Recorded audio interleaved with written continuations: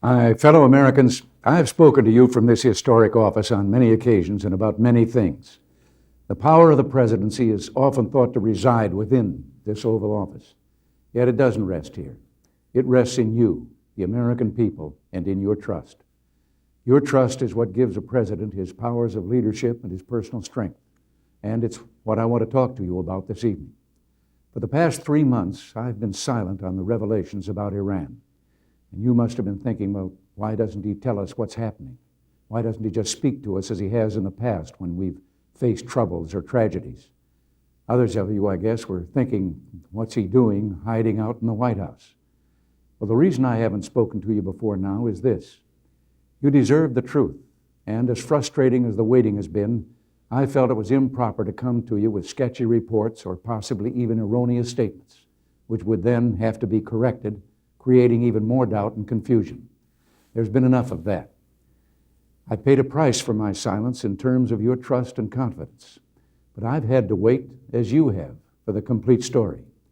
That's why I appointed Ambassador David Abshire as my special counselor to help get out the thousands of documents to the various investigations. And I appointed a special review board, the Tower Board, which took on the chore of pulling the truth together for me and getting to the bottom of things. It has now issued its findings.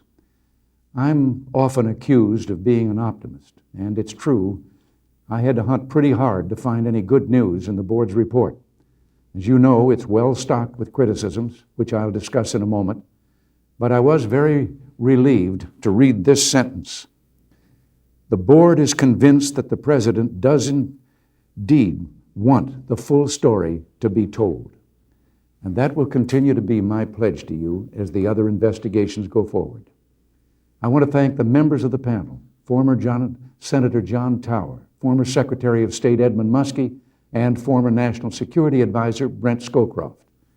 They have done the nation, as well as me personally, a great service by submitting a report of such integrity and depth. They have my genuine and enduring gratitude. I've studied the board's report. Its findings are honest, convincing, and highly critical, and I accept them. And tonight, I want to share with you my thoughts on these findings and report to you on the actions I'm taking to implement the board's recommendations. First, let me say I take full responsibility for my own actions and for those of my administration. As angry as I may be about activities undertaken without my knowledge, I am still accountable for those activities.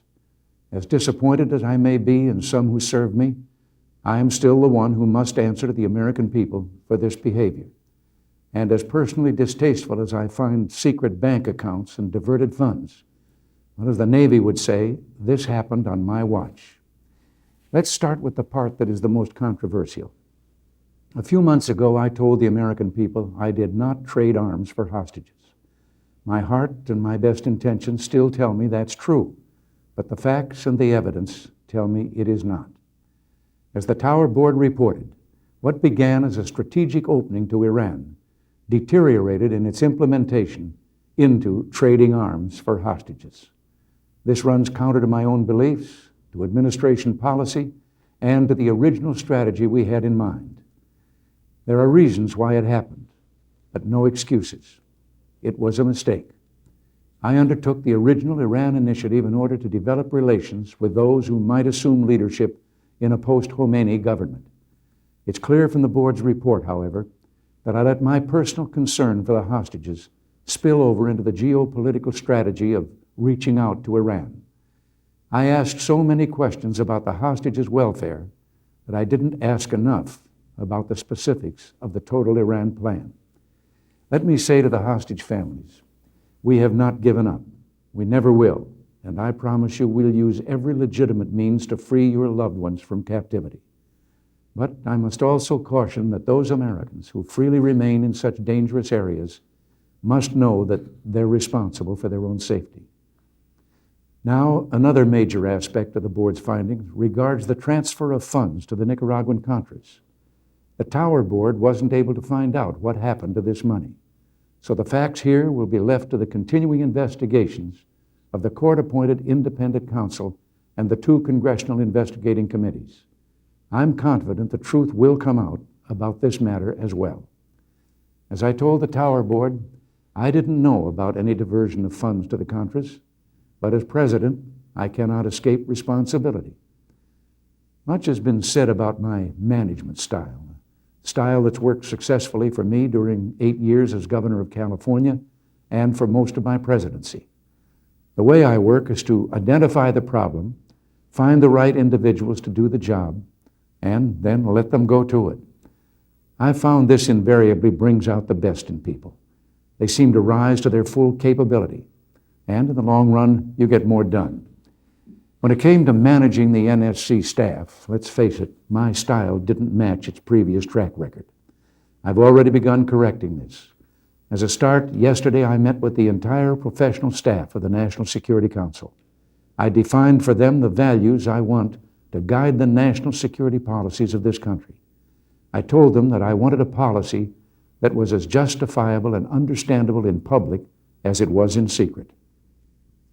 I wanted a policy that reflected the will of the Congress as well as of the White House. And I told them that there will be no more freelancing by individuals when it comes to our national security. You've heard a lot about the staff of the National Security Council in recent months. Well, I can tell you they are good and dedicated government employees who put in long hours for the nation's benefit. They are eager and anxious to serve their country. One thing still upsetting me, however, is that no one kept proper records of meetings or decisions. This led to my failure to recollect whether I approved an arms shipment before or after the fact. I did approve it.